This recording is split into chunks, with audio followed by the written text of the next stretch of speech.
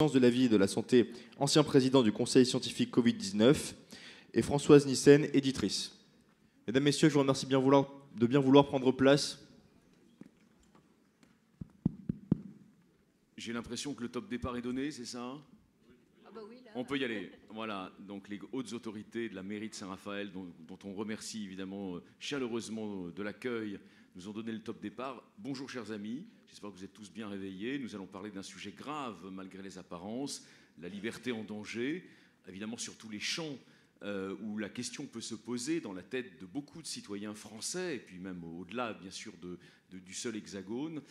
C'est une question que Arnaud Benedetti et les équipes de la revue Politique et Parlementaire ont voulu inscrire un petit peu au cœur de ces 3 journées de réflexion. Et nous avons, ça a été dit, donc je ne vais pas faire des présentations redondantes, mais nous avons pour en discuter un panel d'exception, véritablement. Nathalie Hennig, Céline Pina, Jean-François Delfraissy et depuis Paris, retenu par des contraintes personnelles, Françoise Nyssen, l'ancienne ministre de la Culture, qui interviendra dans quelques instants. Vous verrez, c'est passionnant. Alors, je ne vais pas monopoliser la parole, je ne suis pas là pour ça. Depuis la crise sanitaire jusqu'aux enjeux dont il a été débattu hier avec Pierre Larouille et Nathan Devers du numérique, la question, c'est vrai, des libertés fragilisées se pose de façon extrêmement aiguë. Au fond, il y a 2 champs d'interrogation qui ont été d'ailleurs largement effleurés depuis la conférence introductive de Pierre Manant. Une liberté en danger, ça veut dire, est-ce qu'on va, c'est une question qu'on peut poser, vers une société de contrôle et de surveillance généralisée, avec une fascination comme ça pour le modèle chinois, par exemple, de certains dirigeants politiques ou économiques. Et le deuxième sens, il est plus philosophique.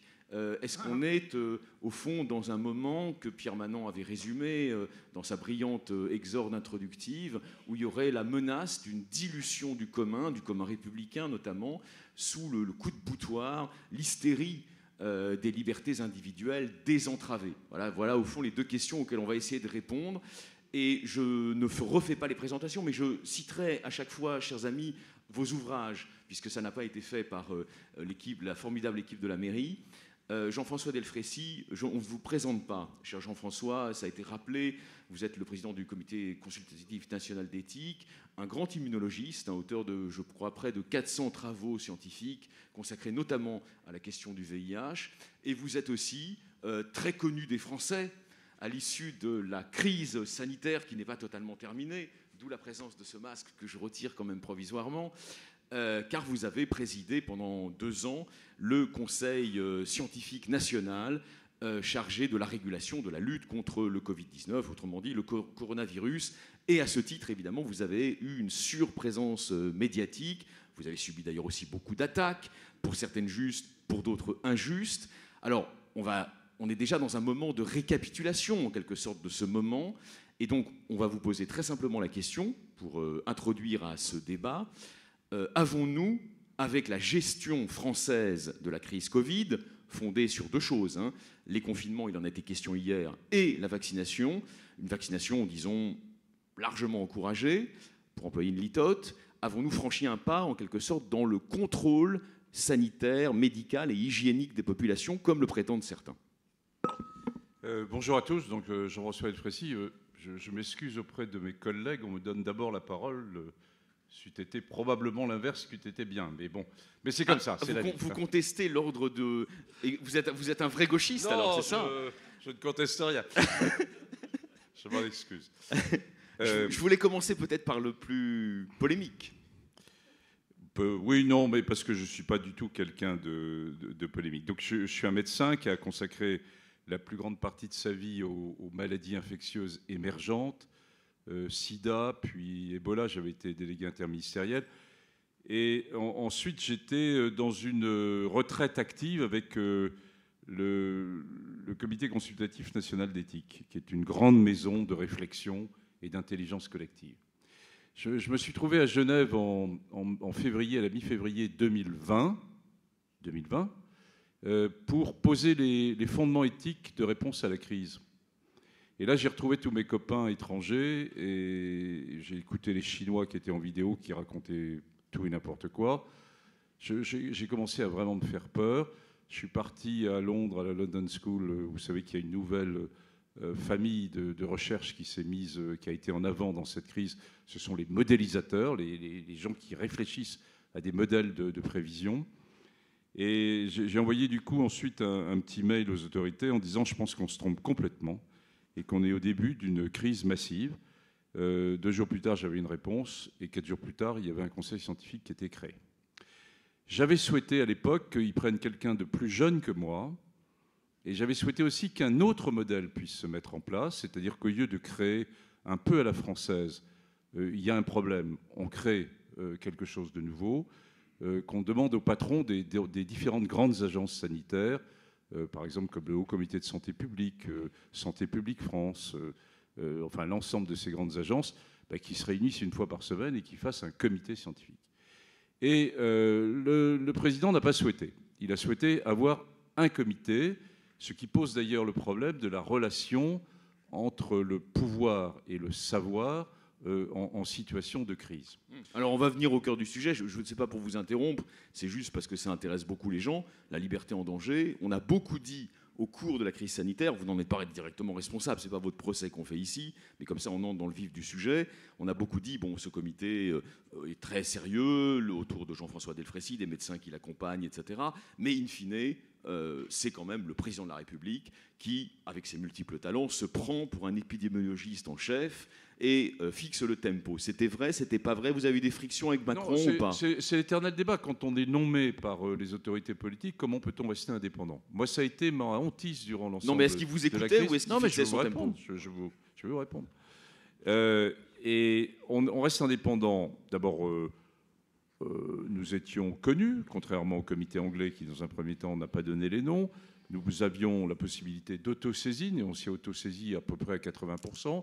Nos avis étaient publics dans un délai raisonnable après que les autorités les aient. Et puis ensuite, vous savez, il n'y a pas plus indépendant qu'un médecin et pas plus indépendant, je dirais, qu'un médecin ou un chercheur français.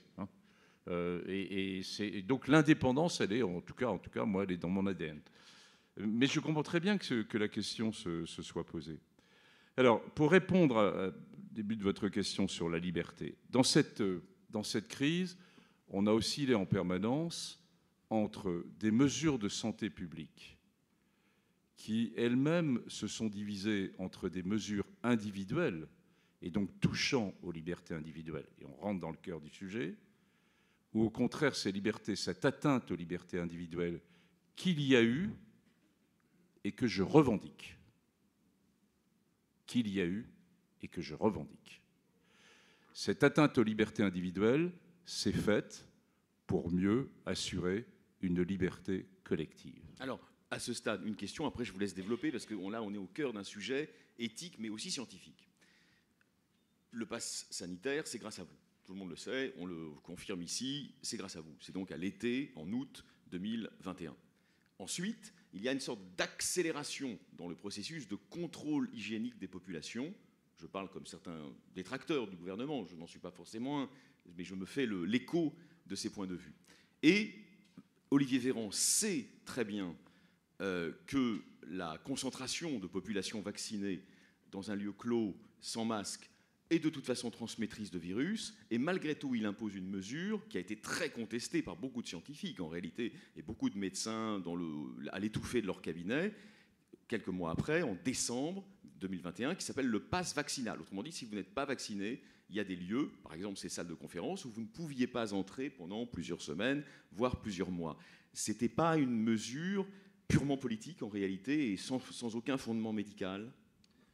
Alors, vous allez très vite, parce que je vous ai parlé de mesures de santé publique, et puis dans le même temps, et c'est normal, la médecine avance, et on a accès à l'innovation, et avec des découvertes extraordinaires qui se sont produites durant ces 2 ans et demi, avec une grande rapidité. Vaccins, séquençage des virus, traitement de très grandes bases de données. Donc, il ne faut pas opposer, comme je l'entends souvent, des mesures de santé publique dont la première était le confinement, pas seulement en France, mais dans l'ensemble des démocraties, qui est une mesure qui date du Moyen-Âge. Donc vous voyez de quoi on est parti, de quelles incertitudes nous sommes partis, pour arriver finalement à une stratégie de vivre avec. C'est ce qu'on fait ce matin, alors même qu'on a une vague qui est en train de démarrer, parce qu'on est vacciné. Alors, sur votre question très précise, sur finalement une de ces atteintes à la liberté. Mais il y en a eu d'autres. Hein. La question qui s'était posée lorsqu'on est arrivé à une population vaccinale intermédiaire, mais souvenez-vous d'où on est parti, de quels sentiments étaient les Français, qui finalement ont été, moi je trouve que vous avez tous été extrêmement résilients, beaucoup plus intelligents qu'on ne vient le dire à chaque fois. En juin, discussion du gouvernement pour éventuellement rendre la vaccination obligatoire. Le Conseil scientifique, en juin 2021, a fortement recommandé de ne pas le rendre obligatoire, mais de passer par quelque chose d'un peu jésuite, je vous l'accorde, qui est le pass sanitaire. C'est-à-dire que ce n'est pas une obligation, mais c'est la capacité avec un pass de pouvoir vivre à peu près normalement. Hein. Et on revient bien à ce dilemme permanent entre des dispositions de limitation des libertés individuelles pour plus avoir une vision collective. Et où se situe le curseur et est-ce que la proportionnalité des mesures était-elle justifiée? En décembre 2021, une bonne partie de la population française est vaccinée, mais pas toute. À ce moment-là, les connaissances ont changé, car il faut bien voir que la temporalité dans cette crise, vous l'avez oubliée. Quand j'entends parfois pourquoi vous n'avez pas pris telle décision au mois de mars 2020, parce qu'on ne savait pas. On ne savait pas. On était dans un trou noir de la connaissance. Donc, en fin 2021, une partie de la population est vaccinée et on commence à bien percevoir que le vaccin protège de façon remarquable contre les formes sévères et contre les formes graves et qu'il protège de façon très transitoire contre l'infection et la contamination. C'est ce que vous avez eu beaucoup de mal à comprendre. Je vous rassure, moi aussi. Hein. C'est complètement inattendu sur un vaccin, totalement, y compris pour les médecins. Hein. Ce que j'ai dit une fois, que ce vaccin était une forme de médicament. Hein. Il est à la limite entre le vaccin et quelque chose qu'on prend pour se protéger. Donc, dans la discussion, elle n'est pas seulement politique. Et ça montre bien toute l'ambiguïté de cette relation complexe. Dans le même temps, en décembre 2021, souvenez-vous, c'est là où arrive notre petit camarade Omicron. Il arrive d'Afrique du Sud, il arrive avec un niveau de transmission qui est 10 à 15 fois supérieur à celui du variant initial de Wuhan. Je vous rappelle qu'on est toujours dans Omicron, on est 2022, vivre avec les variants et avec Omicron. On a eu B1, BA2, et on est maintenant à BA4, BA5, et on est toujours à BA5. Donc, dans l'idée, il y avait peut-être une décision politique. C'est à eux, il faut que vous leur demandiez. Hein. Il y avait également une décision d'ordre médical qui était que quand on dit que le vaccin ne protège pas contre l'infection et la transmission, il protège de façon transitoire pendant quelques mois. Et souvenez-vous, dans le même temps, nous avons conseillé aux autorités sanitaires que voilà, ça allait passer, qu'il n'y avait pas de mesures majeures à prendre, que Omicron allait passer, qu'il fallait tenir le coup. Mais je vous garantis qu'on s'est fait peur. Moi, c'est une peur permanente. Quand mi-janvier, nous étions à plus de 500 000 contaminations par jour et que le système de soins a failli rebasculer fin janvier 2021. Donc c'est un mélange de décisions politiques et un mélange avec une rationalité médicale. Alors c'est passionnant ce que vous nous expliquez parce qu'en plus on sent la sincérité d'un scientifique rigoureux et sérieux qui n'est pas dans l'idéologie, dans aucune des idéologies en présence dans ce débat. Vous n'êtes ni un libertaire anti-vaccin, ni quelqu'un qui soit aveuglé par les solutions vaccinales. Mais justement, permettez-moi une question de plus, Jean-François Delfraissy, à l'orée de ce débat qui s'annonce comme tout à fait passionnant. Vous nous expliquez au fond que voilà, il fallait bien trouver une cote forcément mal taillée, c'est inhérent à la politique qui est un pragmatisme. Mais après, pourquoi y a-t-il eu, si vous voulez, la conviction qu'il fallait au fond classer les citoyens, parce que c'est un reproche qui vous a été fait par de nombreuses formations politiques, en fonction de deux catégories justement médicales ou sérologiques, ceux qui avaient reçu leur dose suffisante de vaccin, à l'époque c'était 3 je crois, et ceux qui ne les avaient pas reçus. Est-ce que ça c'était une démarche profondément républicaine d'après vous, rétrospectivement? Je ne sais pas trop comment vous répondre, parce que je suis, moi, un citoyen comme tout le monde. Donc, quand j'entends l'atteinte aux libertés, c'était une atteinte à ma propre liberté également.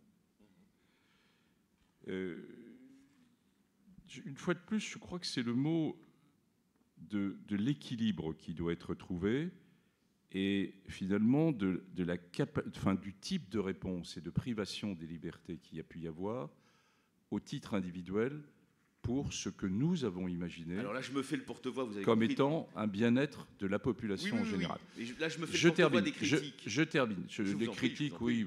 Mais bien sûr qu'il faut des critiques. Heureusement, on est une très belle démocratie. Donc, là, vous avez tous compris quand même qu'on se sort doucement, et nous ne sommes pas sortis de cette crise, parce que nous sommes vaccinés de façon importante et qu'on va être revaccinés. Ce qu'il faut, mais je reconnais que les scientifiques, moi le premier, on a eu du mal à la fois à le comprendre, puis probablement à le dire. Mais on s'est relativement vite aperçu qu'après une infection par ce virus, ou après une vaccination contre ce virus, l'immunité, c'est-à-dire la capacité de notre système immunitaire à se défendre et à nous défendre, elle était relativement faible et elle était relativement limitée dans le temps. Donc, une fois qu'on a compris ça, on rentre en effet dans une vision qui est des vaccinations répétées, ce qui est complètement nouveau dans notre modèle, et dans notre modèle de conception des vaccinations. Mais c'est la vie, il faut savoir évoluer. La science, elle évolue en permanence. Et on n'est pas là pour raconter des leçons. On est là pour, en fonction des connaissances scientifiques, pouvoir préconiser, conseiller aux autorités politiques d'aller dans telle ou telle direction. Et ce sont les autorités politiques qui décident. Il n'y a jamais eu de troisième pouvoir médical. On est une belle démocratie, je le répète. Ils sont élus, ils décident. Merci infiniment pour votre témoignage. Une toute dernière question. On est aux marges.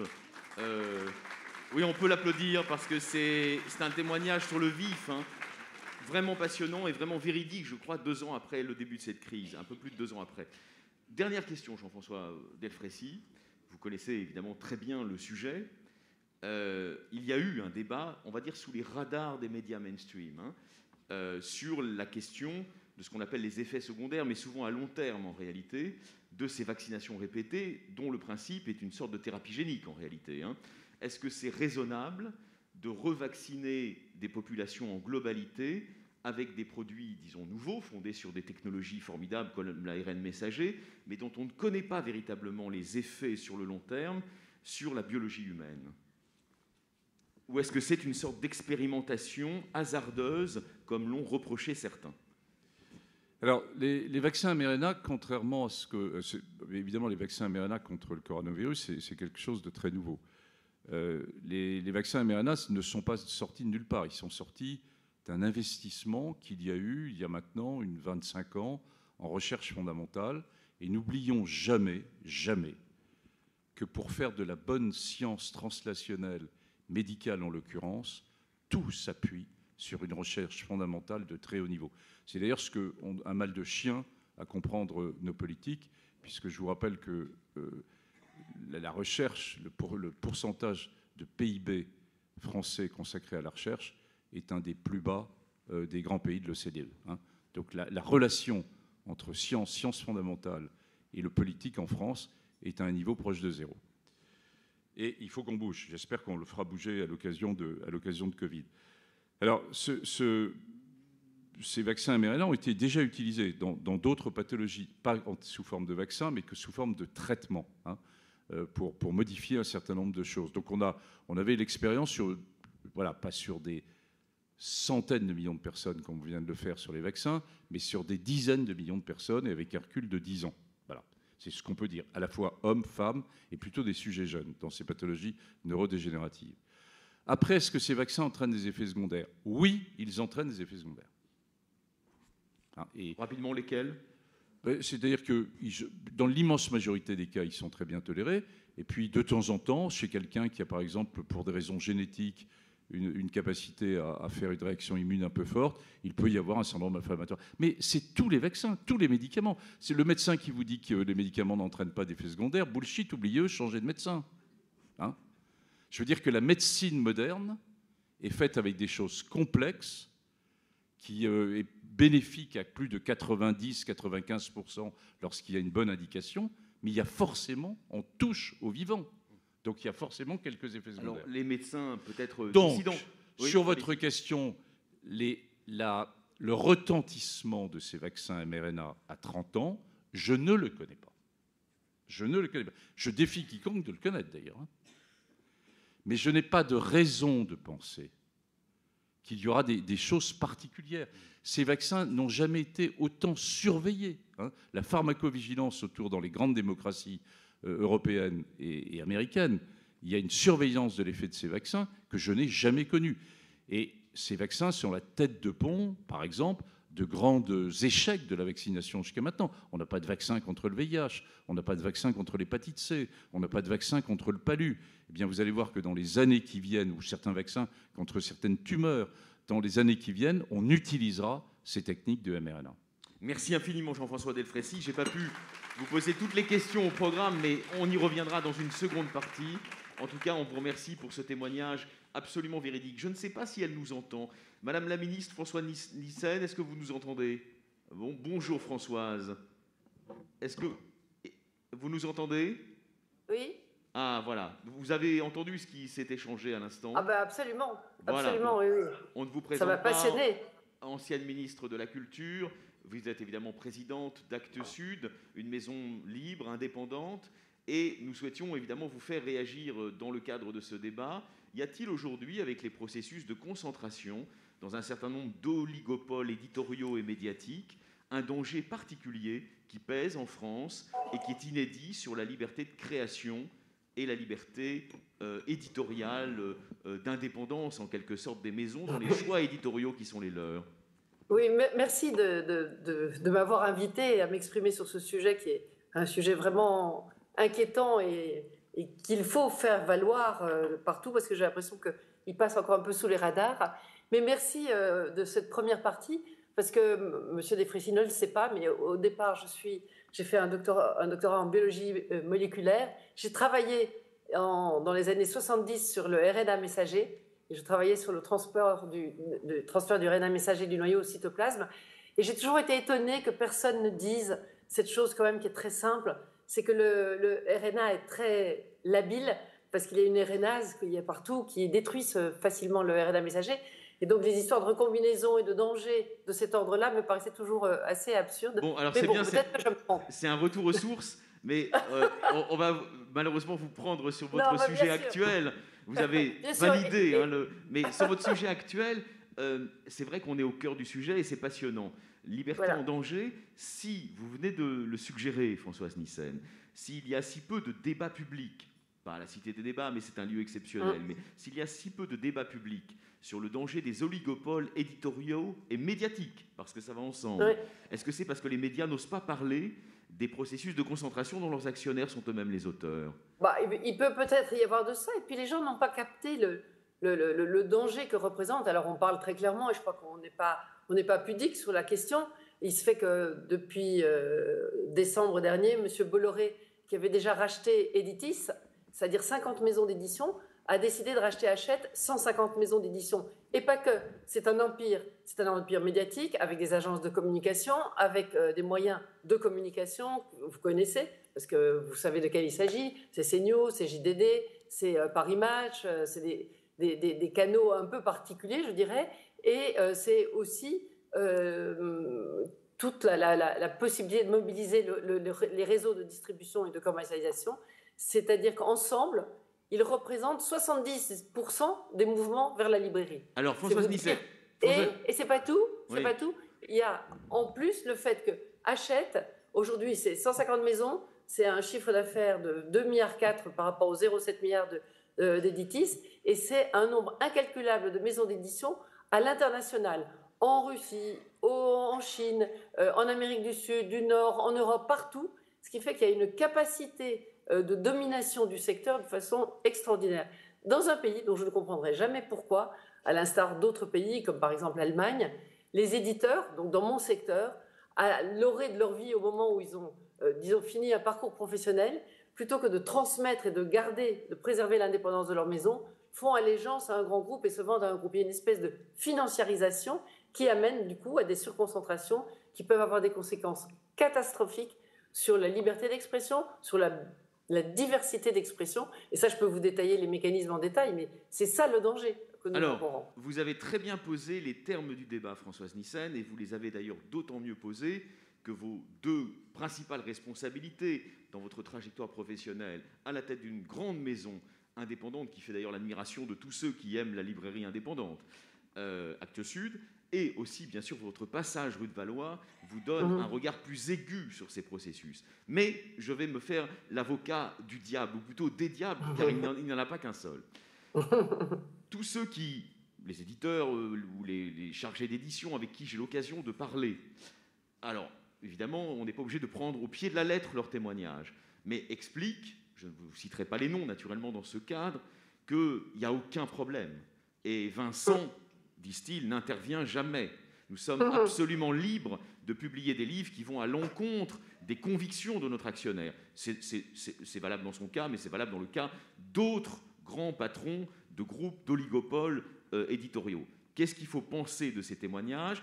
Est-ce que c'est une façon de se rassurer, comme un certain nombre de journalistes dans des groupes médiatiques ultra puissants se rassurent en disant « mais naturellement, je fais ce que je veux ». Oui, je pense qu'il y a un peu de ça, parce qu'on a déjà tellement d'exemples réels, concrets, pragmatiques de la situation. Vous avez quand même vu le départ de Sophie de Closet chez Fayard, vous avez quand même vu dernièrement l'incident de censure de l'ouvrage de Guillaume Meurice. Vous parlez avec n'importe qui dans la chaîne de télévision dont il est propriétaire, et on sait qu'il n'y a plus la même liberté de programme. De même, au niveau des articles, et notamment de la critique littéraire, comment on peut, par exemple, je vais donner un exemple presque positif, je veux dire, parce que quand on impose des articles ou de parler de tel ou tel livre et pas de tel ou tel livre, on fait la vie économique du livre aussi.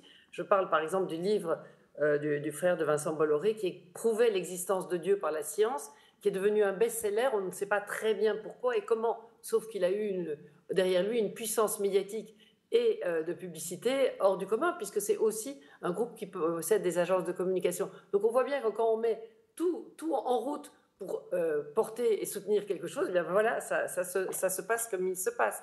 Et quand on sait que c'est un groupe qui aussi, quand Albin Michel qui est indépendant, d'une certaine façon, a décidé de ne plus publier Zemmour, il a été accueilli en auto-édition et en distribution par qui? Devinez, d'où vous avez vu son succès, etc. Donc voilà, est-ce que ça a permis aussi Alors, je vais me faire l'avocat des diables, parce que je suis là pour ça aussi. Je l'ai fait avec Jean-François Desfrécy, je vais continuer avec vous. Il y a deux arguments qu'on oppose à votre discours alarmiste, disons, sur les concentrations capitalistiques. Le premier, c'est de dire, grâce à des Citizen Kane de l'édition, eh bien, des petites maisons qui aujourd'hui sont fragilisées par le contexte de la librairie peuvent survivre. Donc, tant mieux qu'ils existent. Il y avait le même discours d'ailleurs au moment des reprises de Libération et de l'Express par l'oligarque Patrick Drahi, dans le champ de la presse. On voit ce que ça donne. Voilà, mais en tout cas, je sais que ce discours existe, je vous l'oppose. Donc merci à ces grands capitaines d'industrie d'être là, sinon ces maisons fermeraient. Et le deuxième argument qui est souvent utilisé, c'est de dire, bon, bien sûr, il peut y avoir ponctuellement des processus de censure que vous avez pointés, mais globalement, ce sont des hommes qui en fait n'ont pas vraiment d'idéologie, en tout cas dans le business, ils n'en ont pas, et fondamentalement, ce qui les intéresse, c'est les résultats financiers, ce qui donc laisse une marge de manœuvre aux éditeurs dans la composition de leurs programmes éditoriaux. Qu'est-ce que vous répondez à ces deux arguments? Vous me donnez l'argument en terminant par l'argument financier. Parce qu'à partir du moment où on financiarise l'édition et on considère que l'édition est une source de profit, ce qui est, je crois, la grande ambition de Vincent Bolloré, outre que c'est un lieu de pouvoir, mais ça, je ne lui fais pas de procès d'intention. Je sais bien qu'il l'a dit très clairement, que c'était financier, que c'était pour avoir des résultats, et il a dit aussi, pour essayer de se justifier, que c'était pour lutter mieux d'avoir un géant français, pour lutter contre Amazon. Au même moment, au Sénat, quand il s'exprimait, peu de temps après, il disait de toute façon, il ne resterait qu'un nain face aux géants. Je ne crois pas qu'on lutte contre Amazon par la constitution d'un groupe financier comme celui-là, on n'y arriverait pas. Je Je pense que la meilleure lutte contre Amazon, c'est ce réseau extraordinaire de libraires qu'on a en France. Et là, il faut que je vous parle de ce qui existe en France et qui est unique et qui permet la concurrence, parce qu'elle est saine, la concurrence. C'est la régulation par la loi Lang. Nous avons la chance en France d'avoir une des plus belles lois de régulation qui a permis, c'est une loi de permis de faire, c'est une loi qui permet aux librairies aujourd'hui d'exister. Et nous avons en France le réseau de libraires le plus incroyable qui soit. Alors que c'est une activité économique extrêmement difficile. Parce que aller trouver un libraire qui gagne plus que le SMIC, vous n'y arriverez pas. Mais pour autant, c'est un lieu de débat, c'est un lieu de rencontre, c'est un lieu de conseil, c'est un lieu de service public dans la plupart des cités. C'est aussi pour moi l'occasion de vous dire, n'achetez pas sur les grands sites style Amazon extraterritoriaux. Les libraires eux-mêmes sont courageux, dynamiques, font des sites et allez-y. C'est comme pour la presse, on le sait parfaitement. Il y a des presses indépendantes, courageuses, qui peuvent exister et qui n'ont pas besoin d'un Bolloré pour continuer à exister. Et le fait de dire que ça permet de faire tenir des petites maisons d'édition indépendantes, mais non, évidemment, parce que ne soyons pas naïfs, il y aura quelques façons de faire pour se montrer,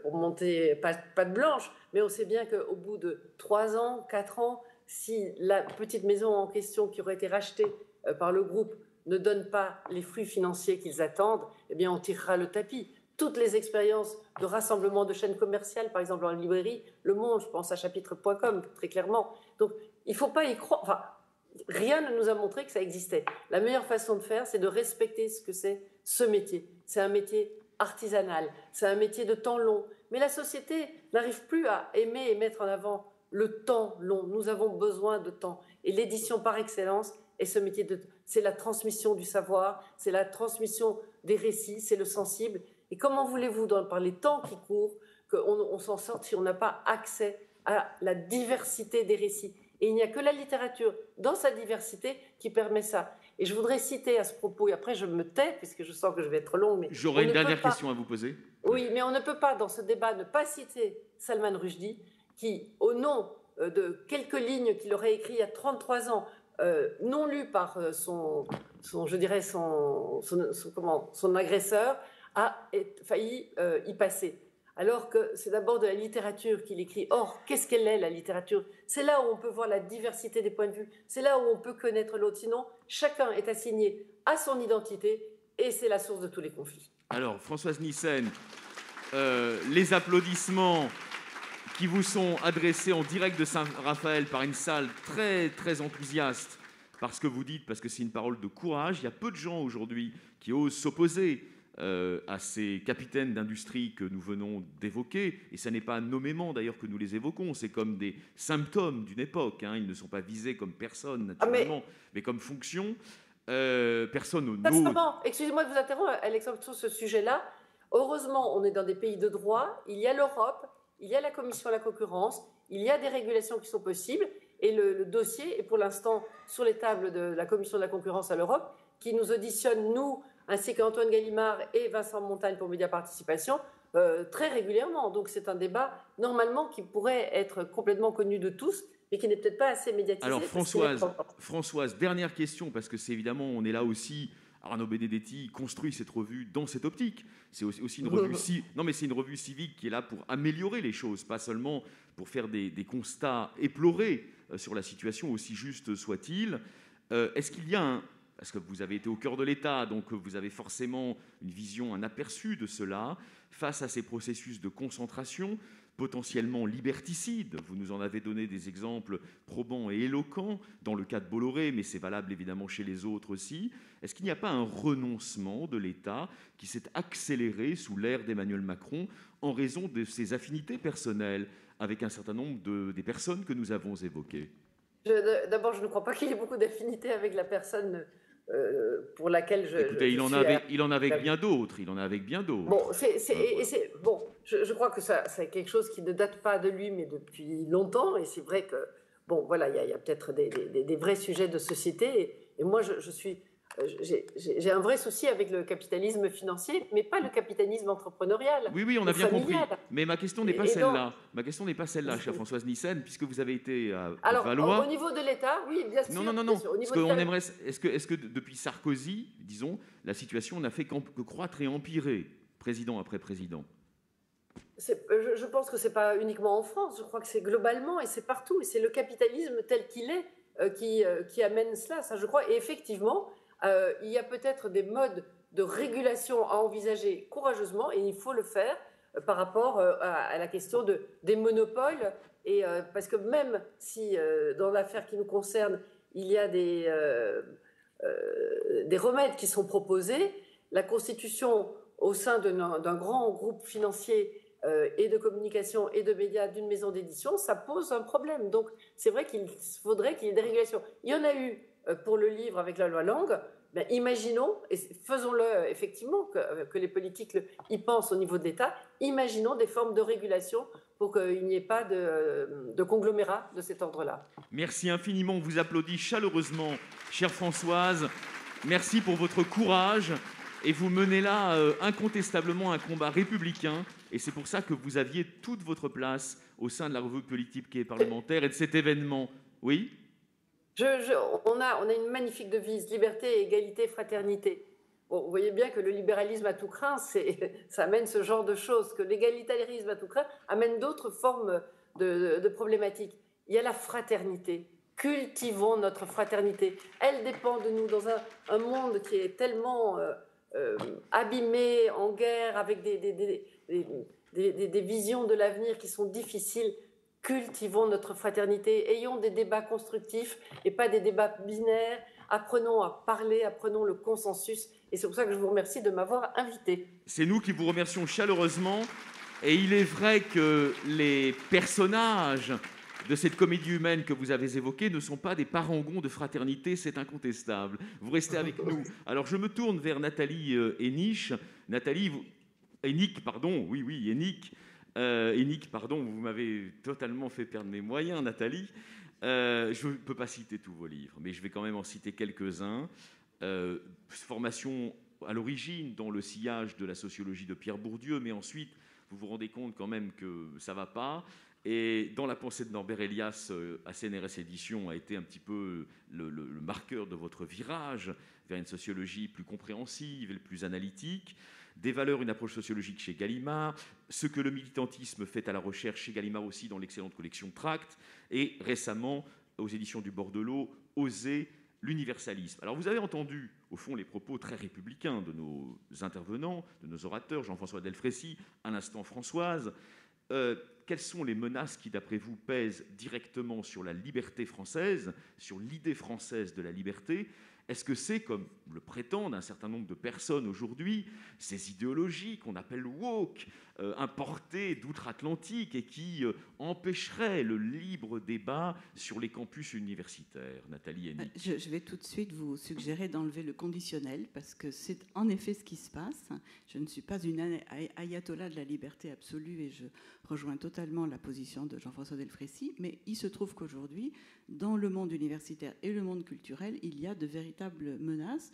Je vais commencer par en donner quelques exemples très récents et je vais ensuite essayer de développer un petit peu de quoi elles relèvent. Alors, 21 septembre, c'était il y a 10 jours, j'ai été invitée dans un congrès international à Anvers où j'ai développé ce que j'ai déjà écrit dans mon tract, ce que le militantisme fait à la recherche, à savoir les menaces qui pèsent sur l'université du fait du militantisme qui devient une sorte d'épidémie qui se répand dans le monde universitaire. Inutile de dire que ma conférence a été accueillie de façon extrêmement variée, c'est-à-dire certains enthousiastes, d'autres me sifflant, etc. Mais, ça sera peut-être le cas à Saint-Raphaël aussi, voilà. Mais on vous défendra. Ce qui était, et d'ailleurs, à la fin du débat, une jeune femme estonienne est venue nous dire qu'elle était très bien placée pour comprendre la pertinence de ce que j'avais dit, parce que venant d'un pays de l'ex-bloc soviétique, elle voyait bien les liens de ce qui était en train de se passer avec le stalinisme. Et après la conférence, beaucoup des participants sont venus me remercier en me disant que c'est la première fois qu'ils entendaient publiquement dire ce que j'avais dit et que personne n'ose le dire en public parce que les gens ils risquent leur carrière. Donc ça nous rappelle c'est-à-dire c'est un peu la même problématique que celle que Françoise a décrite dans l'édition. Quand vous dépendez d'autorités administratives ou capitalistiques. Sauf que là, c'est pas le cas. On dépend des collègues. On dépend des collègues. Oui, c'est ça, c'est l'autorité administrative. Et c'est beaucoup plus grave, voilà. parce qu'il y a une sorte de contrôle par les collègues. Alors juste un autre exemple, 26 septembre, c'est encore plus récent. J'apprends par des collègues enseignants à Sciences Po qu'une formation obligatoire leur est désormais imposée, intitulée « Violences sexuelles et sexistes ». Alors, est-ce qu'il s'agit d'une initiation aux normes juridiques et aux règles administratives en matière d'abus, ce qui serait parfaitement légitime? Non, car le titre même de la formation témoigne d'une approche délibérément militante, qui signifie qu'on veut imposer à l'ensemble du corps enseignant une idéologie bien particulière, parce que le titre « violence sexiste et sexuelle » est une terminologie aberrante. Le sexisme ne relève pas de la violence, mais de la discrimination, c'est pas la même chose, et les violences sexuelles ne sont qu'un cas particulier des abus sexuels.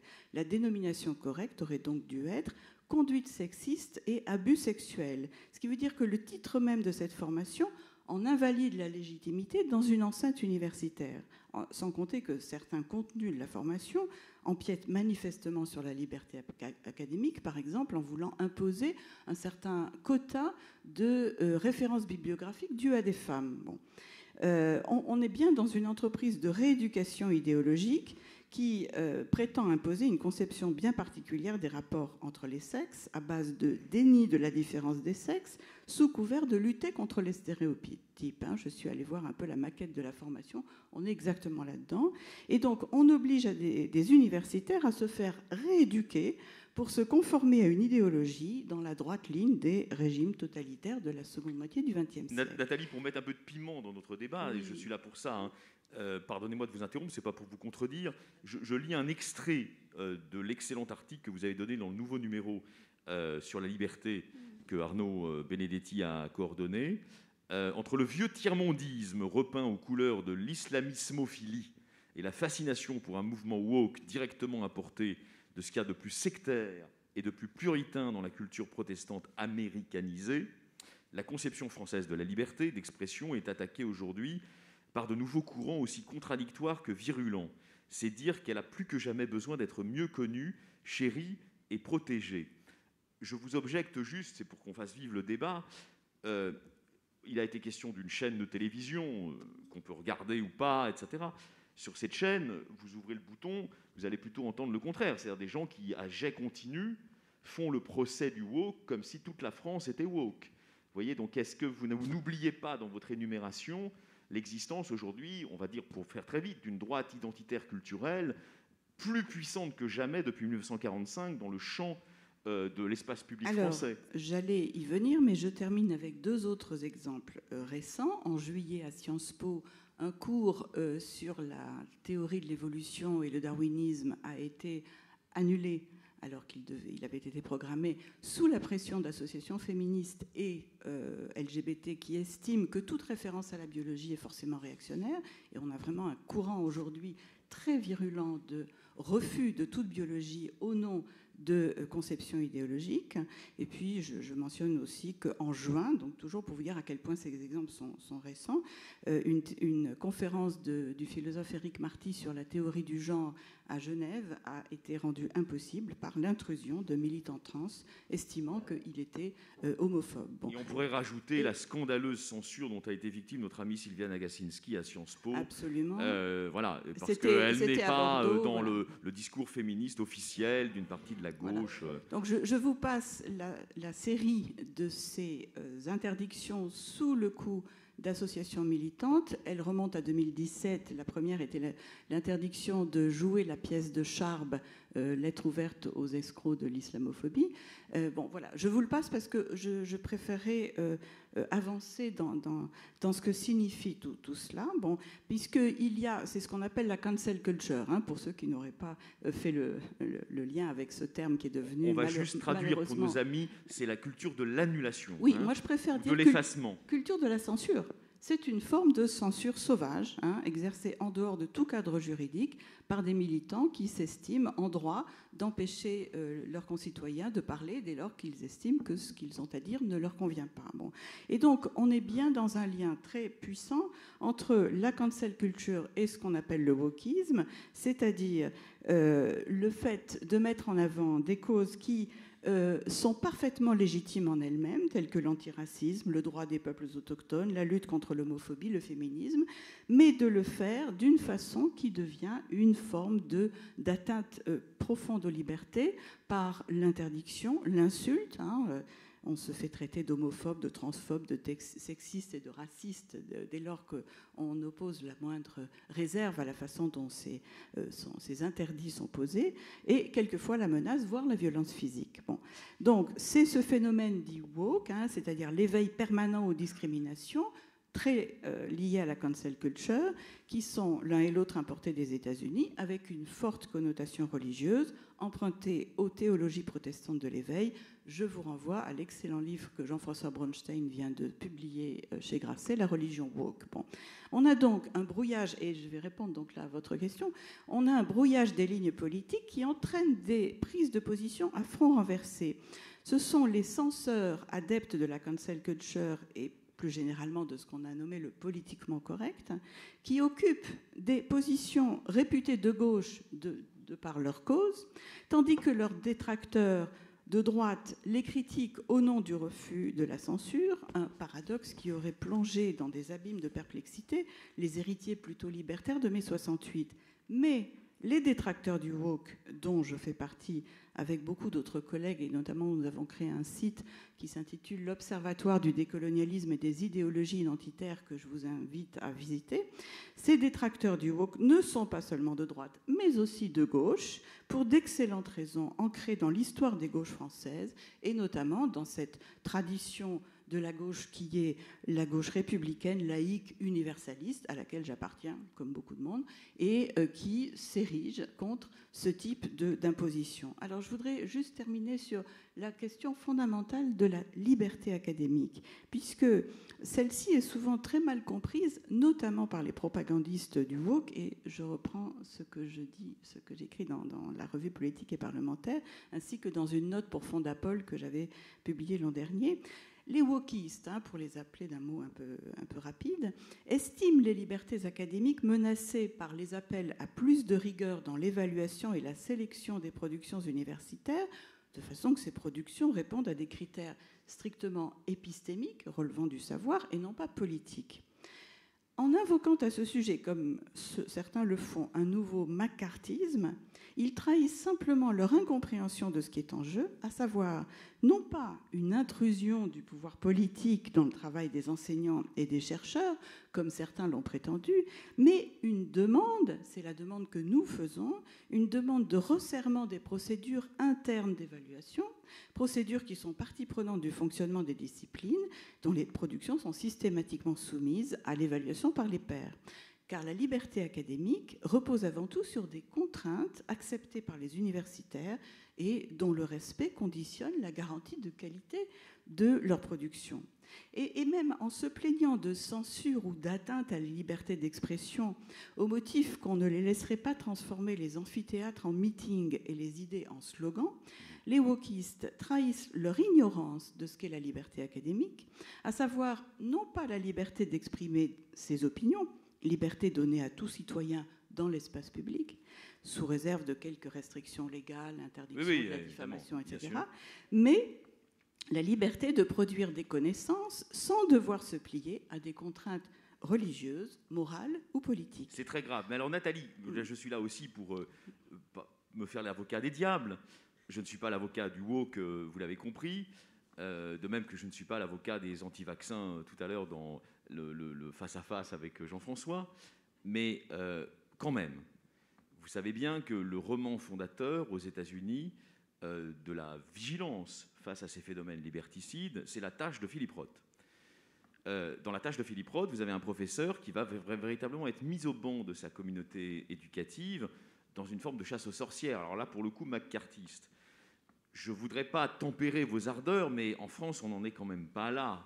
C'est-à-dire qu'il y a un politiquement correct... Vous êtes très optimiste. Attendez, il y a un politiquement correct déchaîné, mais personne, jusqu'à maintenant, dans le monde académique, n'a été frappé d'un interdit professionnel parce qu'il n'est pas dans la ligne Si. néo-gauchiste américaine que vous décrivez. Le cours de Sciences Po dont j'ai parlé tout à l'heure. Bon, d'accord, mais il y en a d'autres. Mais à part ça, qu'est-ce qu'il y a À part d'autre? ça, je peux vous dire que je reçois, Qu'est-ce qu'il y a reçois des dizaines. Vous voyez, je lance le débat. Qu'est-ce qu'il y a comme phénomène de proscription majeure d'un enseignant Je parce qu'il ne se plierait pas au... je reçois des dizaines de mails de collègues, notamment de jeunes collègues, qui me disent qu'ils sont entièrement d'accord avec moi, mais qu'ils ne peuvent pas le dire ouvertement, sinon leur carrière est fichue.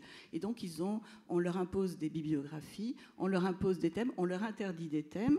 J'ajoute qu'une bonne part des budgets de la recherche au niveau national et au niveau européen sont siphonnés par les thématiques woke. J'ai une collègue excellente spécialiste de l'islamisme qui ne peut plus avoir de budget pour travailler parce que tous les budgets fléchés islam à la Commission européenne sont dirigés vers des recherches sur la lutte contre l'islamophobie. Voilà.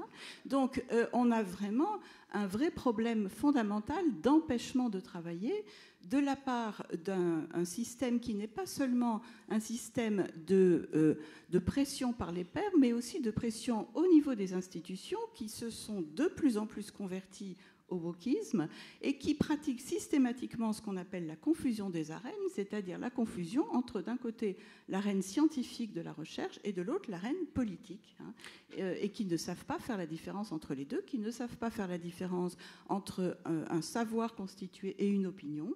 Et on est vraiment dans une situation beaucoup plus grave que ce que vous le suggérez, parce que il y a encore 5 ans, nous ne parlions pas de tout cela. C'est arrivé à toute allure. Ça s'est développé, en effet, à partir des campus américains. C'est allé beaucoup plus vite que ce qu'on pouvait imaginer. Et on peut parfaitement craindre que ce qui se passe aujourd'hui aux États-Unis, où nos collègues, une grande partie de nos collègues sont vraiment interdits de faire leur travail. Vous reconnaissez qu'il y a une différence quand même. Puisse se passer. C'est une évolution qu'il faut arrêter. Alors, en deux mots, comment on arrête cette évolution? Alors, nous avons en France, heureusement, 2 garde-fous fondamentaux. C'est que, les universitaires sont des fonctionnaires et donc ils ne dépendent pas du bon vouloir des présidents d'université pour leur poste et donc ils peuvent parler. Et deuxièmement, nous avons la tradition du républicanisme à la française qui, heureusement, nous donne des outils relativement reconnus pour s'opposer à ce type de manifestation. Moi, j'ai des collègues américains qui me disent que jamais, jamais, ils ne pourraient dire publiquement ce que je peux m'autoriser à dire en France. On vous applaudit chaleureusement. Merci pour votre courage. Vous osez l'universalisme, Nathalie et Nick. Est-ce que je peux rajouter quelques mots parce que j'ai la chance. Alors, quelques mots, c'est un tweet, parce que là, il faut qu'on entende Céline aussi. J'ai la chance pour une fois d'être en face de gens qui peuvent avoir des responsabilités politiques, ce qui m'arrive rarement. Et donc, je voudrais faire quelques mises en garde très rapides. Quand vous entendez le mot violence sexiste et sexuelle, méfiez-vous, comme je l'ai dit, il ne s'agit pas forcément d'un combat féministe légitime, mais d'une stigmatisation des hommes et d'une forme de puritanisme. Quand vous entendez le mot transphobe, il ne s'agit pas forcément d'une lutte contre les discriminations sexistes, mais d'une volonté d'imposer au corps social la disqualification de cette réalité structurante qui est la différence des sexes. Quand vous entendez le mot islamophobe, méfiez-vous, ce n'est pas une lutte légitime contre le racisme, mais c'est un mot qui a été imposé par les frères musulmans pour délégitimer toute forme de critique de l'islamisme. Merci infiniment, chère Nathalie. Je termine 2 mots encore, s'il vous plaît. Oui. Quand vous entendez le mot décolonial, méfiez-vous, ce n'est pas une lutte légitime contre le racisme, mais une disqualification des sociétés occidentales comme soi-disant porteuses d'un racisme systémique. Et dernier terme, je vous rassure, quand vous entendez le mot inclusivité, méfiez-vous, ce n'est pas un souci légitime d'intégrer les minorités, mais l'imposition d'une conception communautariste de la citoyenneté. On vous applaudit chaleureusement. Merci à vous.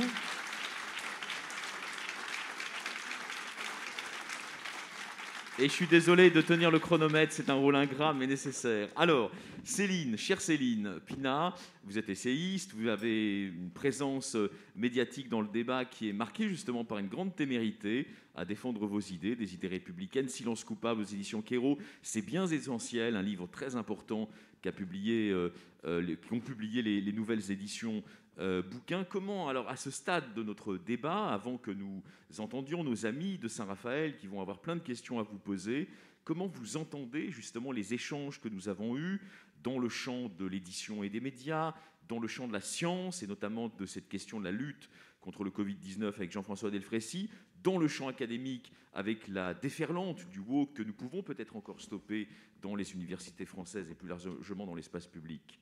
Chère Céline. Ce qui est amusant, c'est que quand j'étais jeune et qu'on se posait justement la question des libertés... Mais vous l'êtes encore. Hein.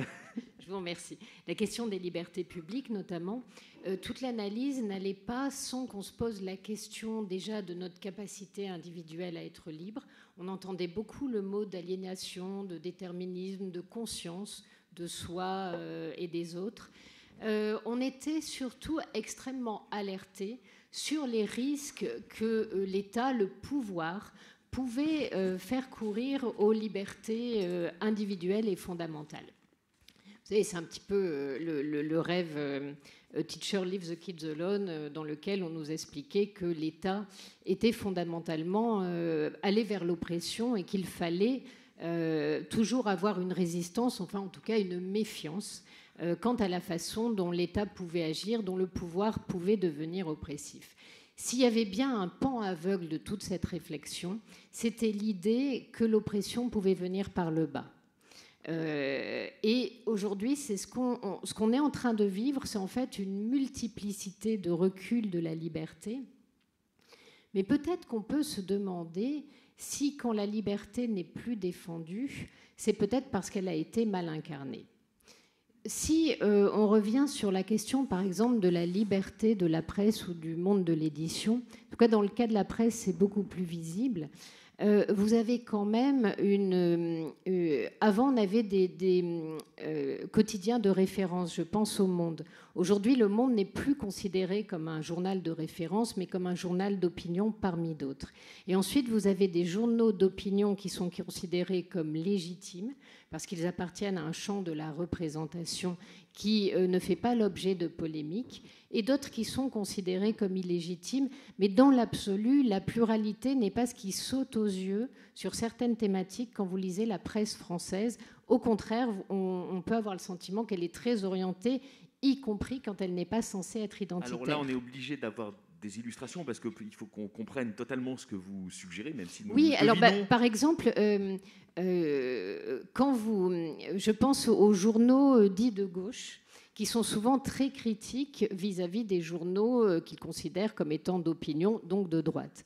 Or, eux-mêmes défendent une idéologie. Vous prenez Libération, par exemple.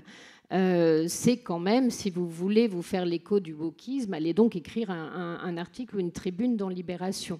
Le Monde est plus ambigu, mais malgré tout joue aussi son rôle dans la diffusion de cette idéologie et sont considérés du coup quasiment comme entrant dans le champ de l'extrême droite, un journal comme Le Figaro. Alors là, c'est peut-être, alors c'est pas du tout pour vous contester, mais c'est peut-être un peu exagéré.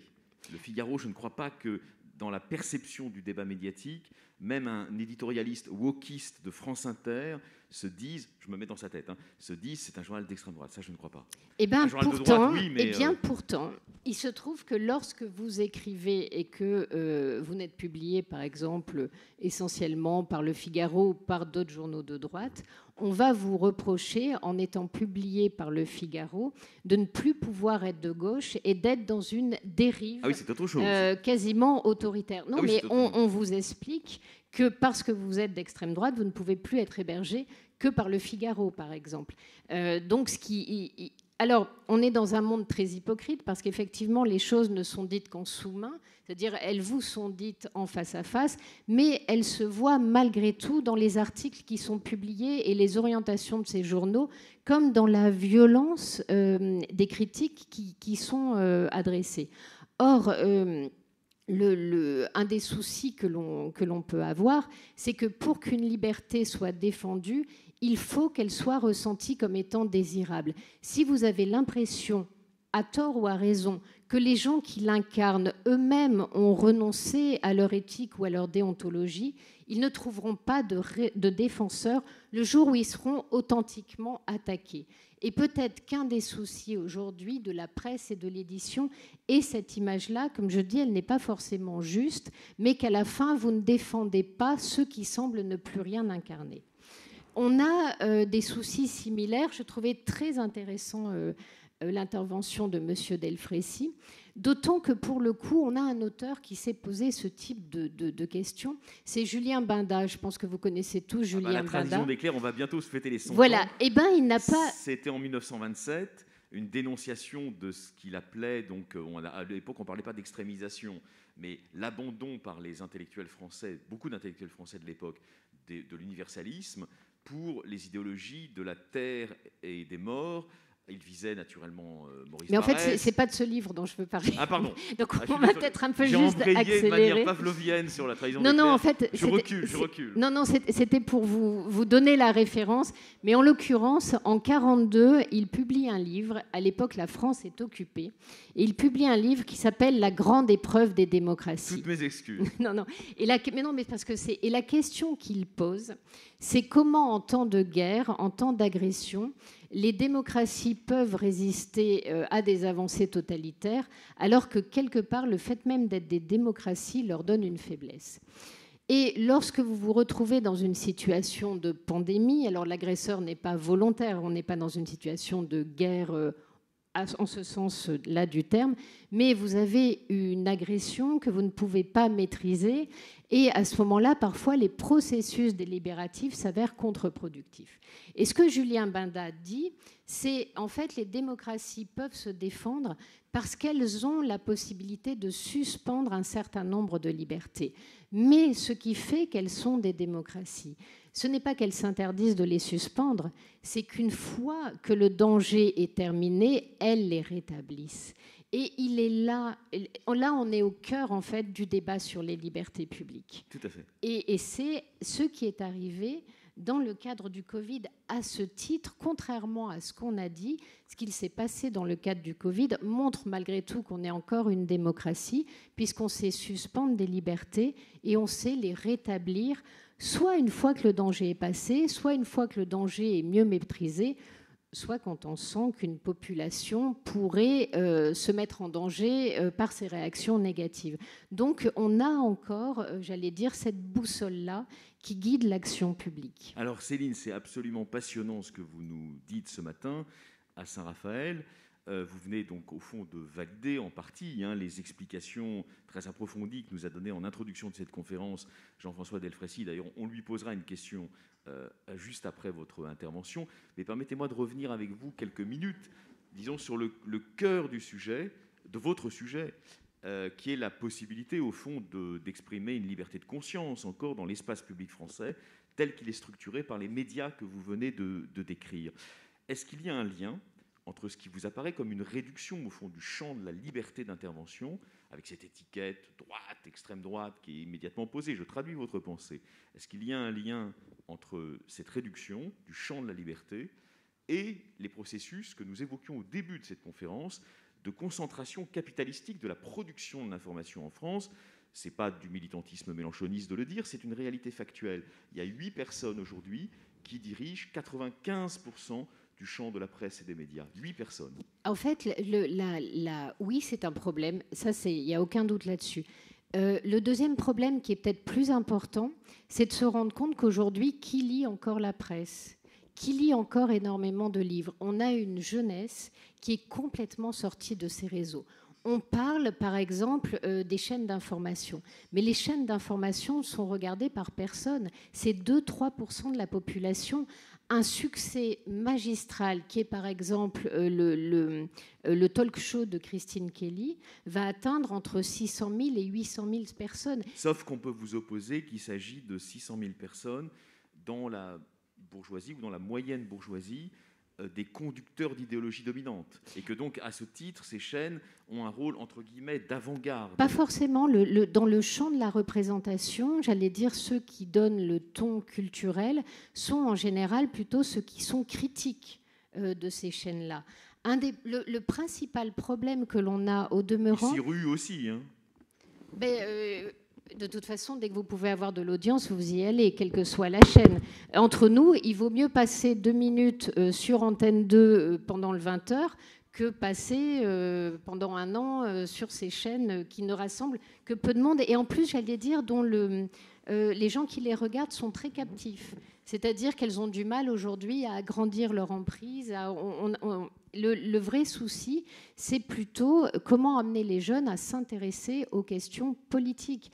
Eux, ils sont pas là-dessus, ils sont sur Snapchat, ils sont sur TikTok, ils sont ailleurs. On a un vrai souci de transmission à notre jeune génération. Et de fragmentation du commun médiatique, c'est ce que vous nous dites. Hein. Plus que les concentrations, il n'y a plus de communauté en quelque sorte médiatique. Il y a un éparpillement, c'est ça, des pratiques de consommation médiatique, et les plus jeunes décrochent totalement des médias dont nous parlons, c'est ça ? En fait, avant, on avait des formes de grand-messe. Et par exemple, lorsque vous étiez petit, moi je me souviens, montrer qu'on devenait grand, c'était avoir le droit de regarder le journal télévisé avec les parents. Et du coup, vous aviez un vrai échange sur l'actualité.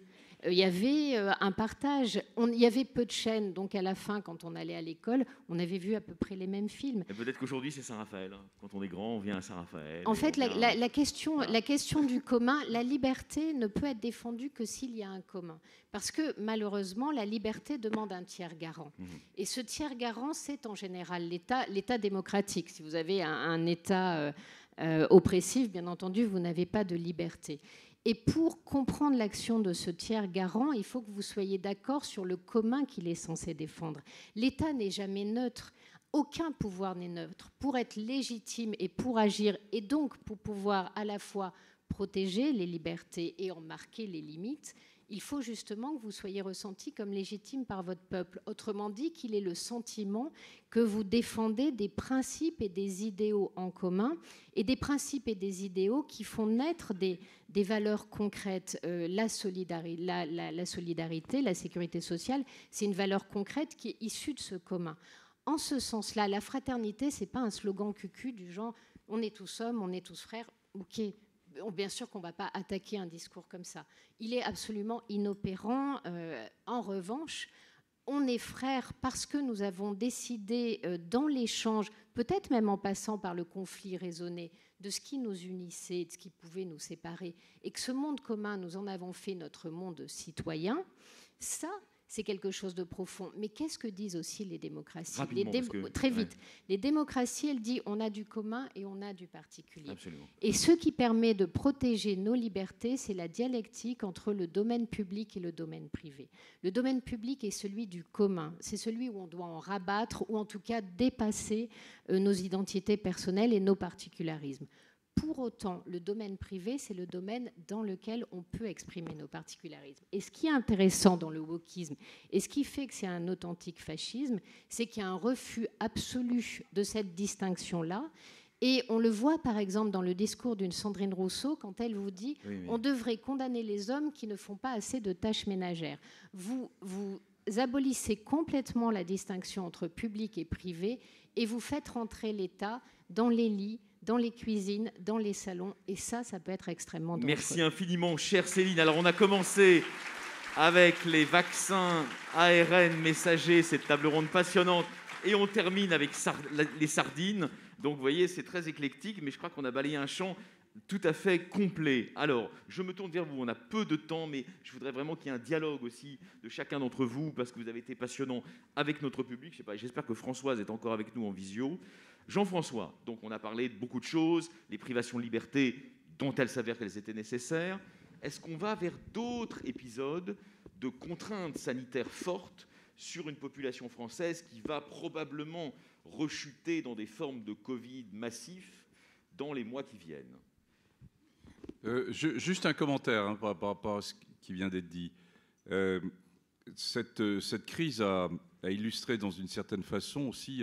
mais en avant ce qu'est la démocratie en santé, qui est un élément totalement essentiel de construction, où c'est le politique qui décide, les sachants qui conseillent ou qui éclairent, mais fondamentalement, le troisième côté du triangle, c'est le citoyen ou l'usager de santé qui doit lui-même être un partenaire actif de ce qu'il souhaite. Quel monde voulons-nous pour demain ?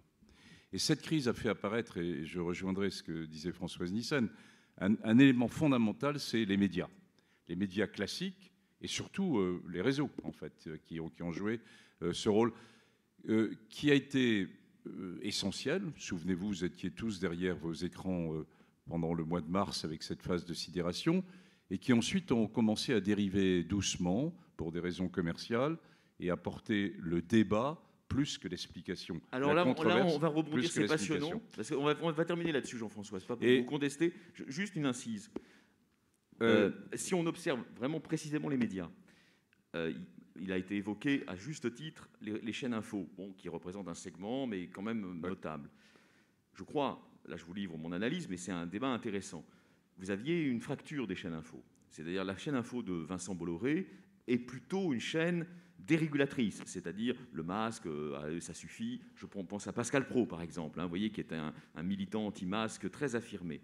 Et vous aviez en revanche la chaîne BFM TV qui s'est calquée très rapidement sur la parole officielle, avec parfois, il faut bien dire, une sorte d'hystérie vaccinale chez les commentateurs. Est-ce que vous validez ma dichotomie peut-être un peu brutale, mais je crois que ça correspond à quelque chose? Non, je valide ni en plus ni en moins. Je dis que ce triangle de la démocratie en santé, il faut maintenant le voir comme un quadrilatère, avec aussi une partie média, au sens très large du terme, qui est un des acteurs.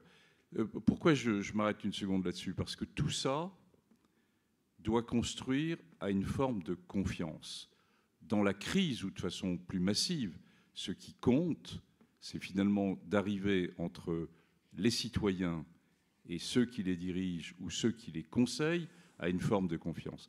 Et c'est dans cette construction de confiance qu'évidemment, on a eu des moments un peu complexes. Mais juste pour terminer, je suis connu pour mon caractère optimiste. Et donc, je vais être optimiste. Cette crise montre aussi que la France, qui est une belle démocratie, a su faire des choix. Et qu'elle a fait le choix de protéger les plus anciens et les plus faibles. Et que ce choix nous honore. Alors je sais qu'on entend, OK, vous avez fait ça, vous avez protégé plutôt les plus anciens et les plus faibles, mais quid des populations les plus jeunes? Les populations les plus jeunes, on s'est aperçu dans un deuxième temps qu'elles étaient moins fragiles, que la vaccination était moins vitale pour elles, et finalement, elles sortent de cette crise sûrement avec un certain nombre d'effets secondaires, sûrement avec un certain nombre de conséquences psychiques. Mais pensez-vous que s'il n'y avait eu pas ce choix français, pas seulement français, des grandes démocraties, de protéger les plus anciens, les plus fragiles, est-ce que nous serions d'abord dans cette salle? J'en suis pas totalement certain. Beaucoup d'entre vous ne seraient pas là pour dire les choses comme elles sont. Peut-être moi d'ailleurs également. Donc ce choix nous honore et vous honore, entre guillemets. Et le dernier point sur lequel je voulais insister, c'est que dans cette vision qu'on a du monde actuel et que vous avez soulevé sur différents sujets autour d'un individualisme effréné et qui pose le problème de la liberté individuelle comme une valeur absolue par rapport à la liberté collective et à un certain nombre de contraintes collectives. Le rôle de l'État, qui est beaucoup discuté, le caractère, je dirais, protecteur de l'État, qui est en permanence vilipendé dans tous les sens, etc., est apparu de façon extrêmement forte. Vous avez tous attendu ce rôle protecteur de l'État. Donc je veux dire qu'il faut avoir tous beaucoup d'humilité, beaucoup d'optimisme. Moi j'ai de l'optimisme, mais beaucoup d'humilité par rapport à nos dirigeants, parce que c'est un métier difficile.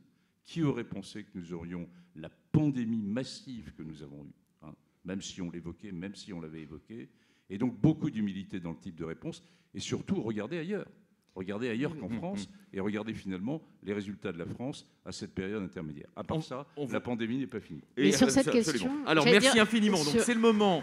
Merci, cher Jean-François. C'était, je crois, un débat très, très intéressant. Nous avons... Mais je voulais juste rebondir sur non, mais juste sur la question du rôle de l'État. Non, on n'a pas le temps. On n'a pas le temps, je suis désolé. 17 minutes. Non, mais huez-moi si vous voulez, ça n'a aucune importance. C'est vous qui ne pourrez pas poser de questions. C'est court. Mais huez-moi, il n'y a aucun problème. J'ai un rôle ingrat, donc 17 minutes. Nous avons 17 minutes pour vos questions. Tu répondras après. Non, c'était très court. C'était vraiment lié à ce que disait Jean-François. Oui, mais... Non, mais c'est simplement... C'est juste pour dire... On s'est posé cette question-là, par exemple, quand on a eu les droits de l'homme. Les droits de l'homme sont pensés en se disant qu'est-ce qu'on peut faire pour protéger l'homme nu quand il n'y a plus rien, quand il peut être agressé. Et on a conçu les droits de l'homme et on s'est rendu compte, quand effectivement il y a eu le nazisme et donc des gens qui ont été massacrés pour ce qu'ils étaient, que si vous n'aviez pas un État qui pouvait se porter garant de ces droits qu'on disait presque liés à la nature ou à la nature de l'homme, en tout cas, en fait, ils n'étaient protégés par personne. Donc, sans tiers garant, sans État, vous n'avez quasiment pas de droits. Et la Deuxième Guerre mondiale nous l'a appris cruellement. Merci infiniment, Céline. Nous avons 15 minutes. Donc, vous allez poser chacun vos questions parce qu'on tient absolument à ce qu'il y ait un moment d'échange. Mais je vais vous proposer le procédé suivant. Pour que personne ne soit frustré, on va rassembler des questions. C'est-à-dire qu'on va prendre 3-4 questions et ensuite nos orateurs y répondront de façon à ce que tout le monde puisse interagir avec nos conférenciers. Donc, nous vous écoutons. Bonjour. Déjà, merci pour vos échanges. Ma question porte sur la perception de la liberté. En effet, Tocqueville, au XIXe siècle, constate que plus une situation s'améliore, plus l'écart avec la situation idéale est ressenti comme intolérable par ceux-là même qui bénéficient de cette amélioration. Comment on pourrait donc aujourd'hui expliquer cela et ce constat n'est-il pas encore plus d'actualité aujourd'hui? Merci. Merci beaucoup. Donc on va prendre 2 ou 3 autres questions. Il y a un monsieur qui lève la main, là devant. Allez-y. C'est moi? Ah, allez-y, monsieur. Oui, c'est Gilles Kepel. Ah, pardon. Non, cher Gilles, vas-y. C'est la lumière. Juste, merci beaucoup pour ce débat passionnant. Je voulais juste compléter brièvement ce qu'a dit Nathalie Hennig très justement tout à l'heure, puisque Alexis Lacroix lui demandait, mais donnez d'autres exemples. Enfin, qu'est-ce que c'est? Pour votre information, l'École normale supérieure a supprimé mon enseignement, considérant qu'il n'était pas dans la norme. Et aujourd'hui, quelqu'un comme moi se retrouve avec 4 étudiants en tout et pour tout qui sont des anciens étudiants. Donc, si vous voulez, là, on a quand même un phénomène tout à fait stupéfiant qui s'inscrit complètement dans ce que Nathalie a signalé. Alors, pour moi, ça n'a pas beaucoup d'importance puisque je suis à la fin de ma carrière. Mais, de mon point de vue à moi, après, on en jugera ce qu'on en veut par ailleurs. Mais effectivement, pour les jeunes collègues aujourd'hui, c'est absolument catastrophique. Puisque si on n'est pas dans la norme auto-imposée, celle qu'a très bien décrite Nathalie, eh bien, il n'y a plus de carrière, pour ceux qui aspirent à des postes, il n'y a plus de recrutement, et il n'y a plus de financement. Parce que la majorité des financements viennent de l'Union européenne pour la recherche aujourd'hui, et comme cela a été dit, dans ce domaine, même si c'est en train de changer en ce moment, c'était pire quand les Anglais étaient là, les financements sur les questions Moyen-Orient, Méditerranée, etc., sont très idéologiquement orientés, et pour le reste, il n'y a plus rien. Et c'est ça qui conduit aujourd'hui à une espèce de déshérence des études sur la région en France et aussi en Europe, qui est d'autant plus dommageable que c'est un sujet qui est aujourd'hui, pour notre société, très important. Alors après, on en pense ce qu'on en veut, on porte les jugements de valeur qu'on veut. Mais le problème, c'est que l'université, dans sa capacité à analyser les phénomènes, à fournir des mises en perspective, des mises en récit, et ça c'est l'interdit absolu qui nous pèse dessus, est aujourd'hui très très profondément touchée. Et alors, moi, je regrette un peu que ce soit pris dans une polémique gauche-droite ou une polémique politicienne, parce que ça affaiblit un peu le propos, je crois. Mais il me semble que dans sa réalité, c'est vraiment... je reconnais tout à fait, à travers ce que je vois dans mon université et dans mon univers, la façon dont Nathalie, en particulier, l'a mise en lumière. Voilà, merci. Merci beaucoup à toi, cher Gilles. Il y a la place pour 2 autres questions encore, pour le premier tour de parole. Voilà, cher monsieur, allez-y.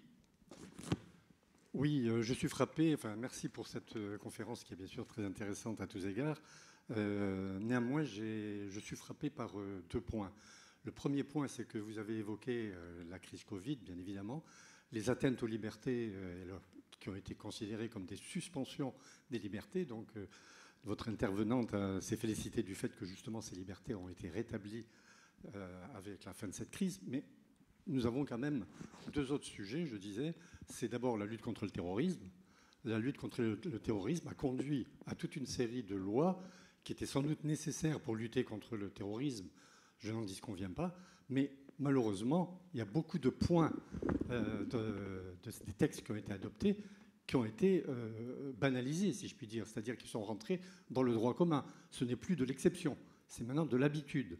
Donc là, on est face à des atteintes à des libertés sur lesquelles j'aurais aimé avoir le point de vue des intervenants. Et le deuxième point que je voulais évoquer, c'est le problème de la liberté de manifester.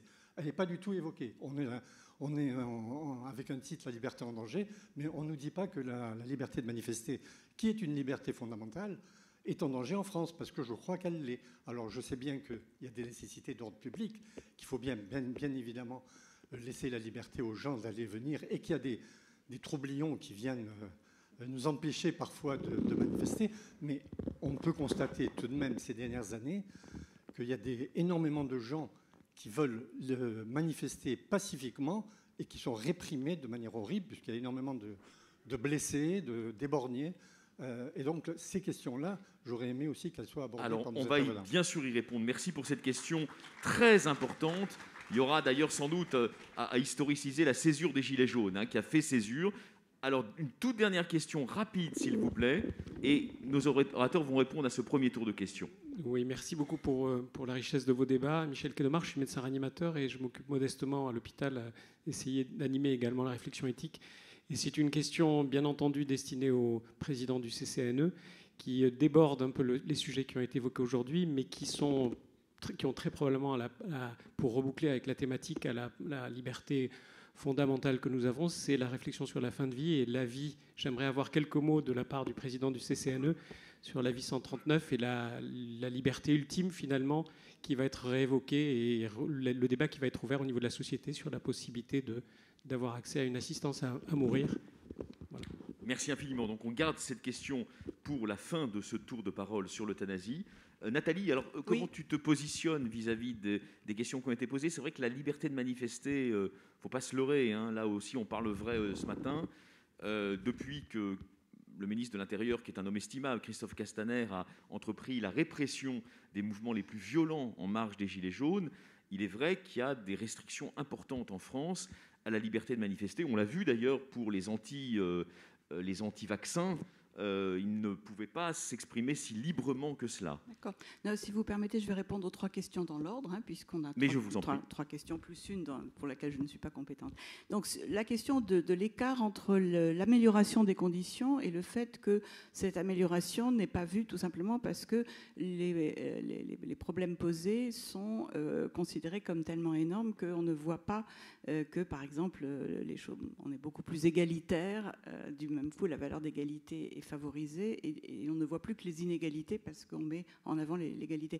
On le voit très bien dans le mouvement néo-féministe aujourd'hui, et je dis bien néo-féministe et non pas féministe, qui a tendance à considérer qu'on n'a jamais été aussi sexiste, que les femmes n'ont jamais été aussi mal considérées, etc., ce qui est évidemment totalement faux. Il y a eu des progrès magnifiques, énormes, faits en faveur de la condition des femmes, sauf que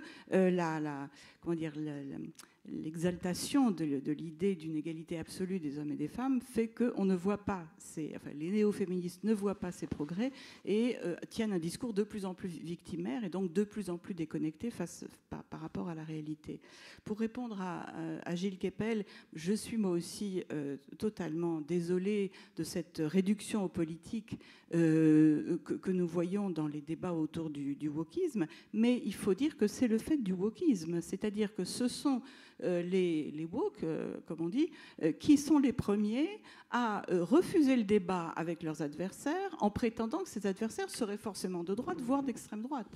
Et c'est eux qui rabattent la question de la liberté académique sur une question politique, alors qu'ils commettent ce faisant cette fameuse confusion des arènes et ne voient pas que...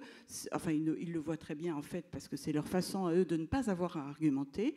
En nous accusant d'être de droite, ils se permettent juste de ne pas avoir à répondre à nos objections. Et donc je pense qu'il est très important de dégager en effet ces questions-là de la question politique. Ça n'est pas un combat entre la droite et la gauche, c'est un combat entre, d'un côté, des valeurs fortement importées d'une culture multiculturaliste, voire communautariste, et les valeurs républicaines incarnées aujourd'hui dans le monde entier par la France. Bon. Et puis, dernière réponse à la troisième question.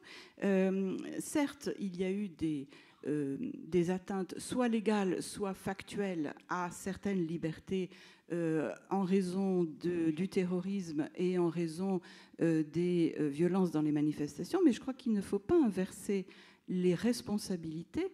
La responsabilité de l'atteinte aux libertés par le terrorisme, c'est d'abord la responsabilité des terroristes qui s'opposent à nos libertés en s'en prenant à notre sécurité. Et la responsabilité de la violence des manifestations, excusez-moi, c'est pas la responsabilité de la police, c'est la responsabilité des Black Blocs et de tous ces jeunes fachos qui, au nom de l'antifascisme, empêchent les gens de manifester pacifiquement. Donc n'inversons pas les responsabilités. Alors, merci beaucoup Nathalie. Quand même... Pour aller dans le sens de monsieur, quand vous utilisez des flashballs, disons à jet continu pour réprimer les gilets jaunes... Non, mais je pose les questions. Je ne fais pas part de mon opinion. C'est un débat. Je ne dis pas que le maintien de l'ordre soit parfait en France. Oui. Il est parfaitement perfectible. Mais le principe... Non, mais on est d'accord. Mais ma question s'adressait à Céline. Quand on utilise des flashballs à jet continu, quand on utilise d'autres instruments comme les LBS, etc., on peut se poser la question. C'est-à-dire qu'il n'y a pas eu une tendance de l'État à surréprimer les manifestations depuis une dizaine d'années. On a senti, en tout cas du côté de l'État, à un moment donné, une véritable peur. Rappelez-vous le moment où est enfoncée la porte d'un ministère, ou ce qui va se passer sous la tombe du soldat inconnu. Et on a, en fait, début décembre, on se souvient de ce que disait le Canard enchaîné, les confidences d'un président qui, à un moment donné, sent son pouvoir très clairement vaciller. Lorsque vous vous sentez acculé, il est rare que vous ayez les réactions les plus intelligentes au monde. Donc, il paraît évident à la fois qu'il y a eu un souci dans le maintien de l'ordre public et les policiers eux-mêmes ont dénoncé, par exemple, des stratégies de maintien de l'ordre qui leur paraissaient inappropriées, voire un certain affolement du pouvoir qui a conduit à mettre entre les mains de gens inexpérimentés des armes qui étaient plus dangereuses que ce qu'ils n'y pensaient. Mais le véritable problème est qu'en fait, le droit de manifester, comme tous les droits, n'est pas général ni absolu. Et en règle générale, quand vous devez manifester, pour en avoir organisé pas mal, ça commence par une négociation avec la préfecture sur le trajet et surtout à l'existence d'un service d'ordre. Or, le problème principal qu'il y avait chez les Gilets jaunes, c'était une forme d'inorganisation qui faisait qu'effectivement, la partie les plus violentes, qui, elle, était structurée et organisée, prenait le dessus, qu'il n'y avait pas de service d'ordre ni pour protéger les manifestants, ni pour faire une certaine police à l'intérieur de la manifestation.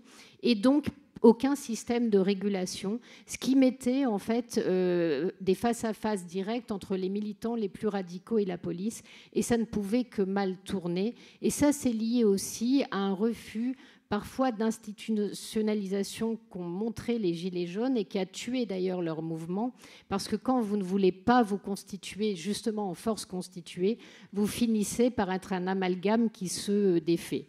Sur le terrorisme, malheureusement, il se trouve que le terrorisme n'est pas terminé. On a à la fois des grands actes et on les voit redémarrer. Alors, il faut regarder dans le monde, tout ne se passe pas en France. On a ce terrorisme de proximité auquel on est tellement habitué que maintenant, quand quelqu'un se fait poignarder au cri d'Allah Akbar, parfois, ça fait juste un petit mot dans le journal local. Ce n'est pas forcément repris au niveau national. Mais ce petit terrorisme de voisinage, dirais-je, n'a jamais arrêté. La propagande qui nourrit le terrorisme est toujours aussi forte. Maintenant, pour terminer juste sur la différence, parce qu'elle me semble essentielle entre l'idéal et le réel en me décalant un peu par rapport à Tocqueville. Ce qui est très intéressant, c'est qu'aujourd'hui, notamment, le mouvement islamiste et le mouvement woke se placent exactement là-dessus. Quel est son discours? Son discours est de dire, mais regardez, en fait, tous vos principes, vos idéaux, vos valeurs démocratiques ne sont que des leurres, ne sont que des manipulations. La vérité, c'est que, par exemple, prenez les femmes, eh bien, elles ne sont pas les égales des hommes, il y a toujours des différences salariales, etc. etc. Et bien, à ce moment-là, on tue un principe et on oublie qu'en fait, dans un pays où l'égalité femmes-hommes ou hommes-femmes est revendiquée dans la Constitution, la place des femmes dans la société est la même que celle des hommes et leurs aspirations, leurs libertés sont les mêmes et elles peuvent exercer leurs désirs. Quand vous êtes dans un pays où ce droit n'est pas garanti, les femmes sont des éternelles mineures. Et si on pense que tout ça est équivalent, ce relativisme-là est en train de nous tuer. Oui, il est difficile de traduire directement l'idéal dans le réel, mais l'écart entre l'idéal et le réel n'infame pas l'idéal. Merci infiniment, chère Céline Pina. Malheureusement, chers amis, toutes les bonnes choses ont une fin. Nous nous acheminons vers les conclusions, car ensuite va se tenir un débat passionnant également entre Gilles Kepel, que nous avons entendu un instant, et Boualem Sansal. Les conclusions, c'est l'honneur que nous laissons à notre ami Jean-François Delfraissy. Alors peut-être une sorte de motion de synthèse. Il y a une question spécifiquement qui vous est posée sur la législation à venir autour de l'euthanasie, la fin de vie par monsieur le docteur, mais peut-être une conclusion d'ordre plus global aussi est attendue de vous, cher Jean-François Delfraissy.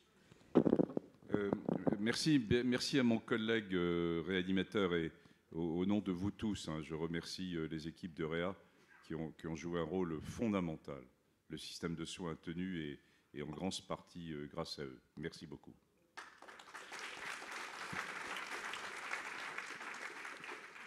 J'ai presque envie de demander 10 secondes de silence avant de parler de la fin de la vie. Alors comme le temps nous est compté, Je vais les faire en 5 secondes. Le réduire. Voilà. Non, c'est parce que parler de la fin de la vie là en quelques secondes, c'est vraiment pas raisonnable. Donc ça sera juste de l'information.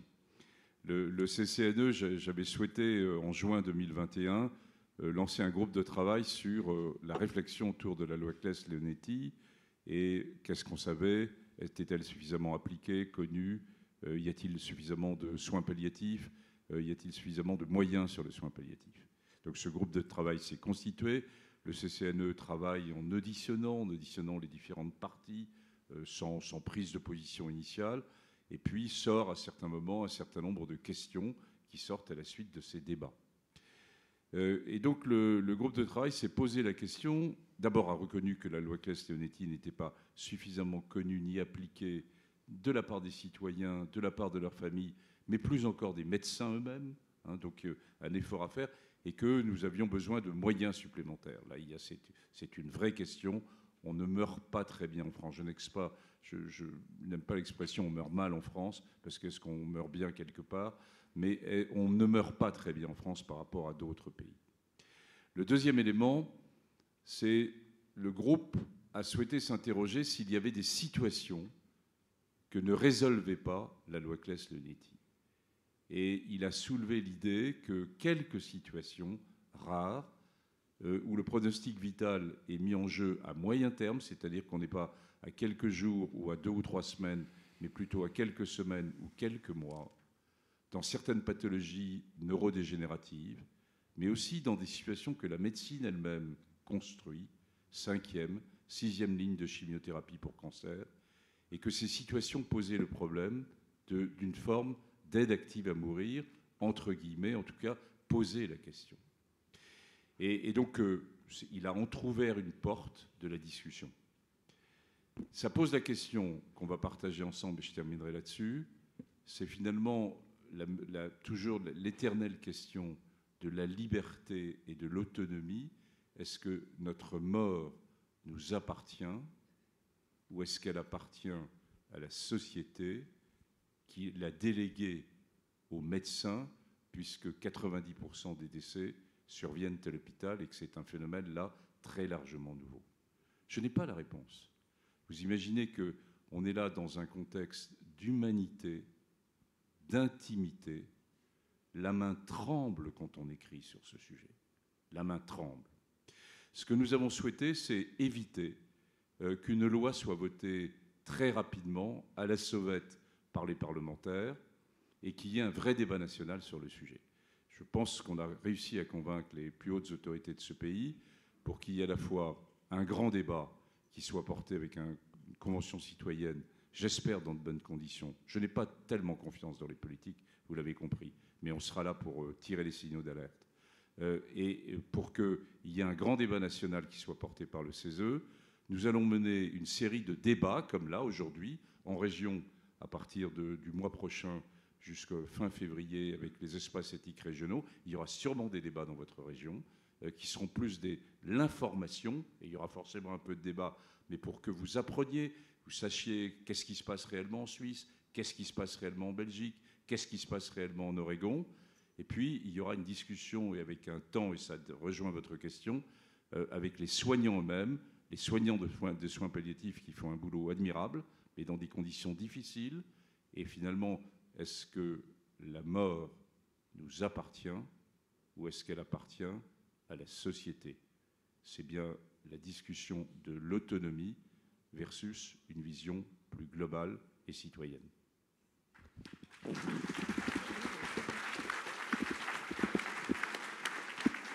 Merci infiniment, cher Jean-François Delfraissy.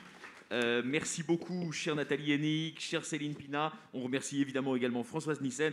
Merci à tous. Vous restez là parce que dans 4 minutes, on enchaîne avec une passionnante conférence, 5 minutes, animée par Arnaud Benedetti entre Gilles Kepel et Boilem Sansal. On vous attend. À tout de suite. Merci à tous.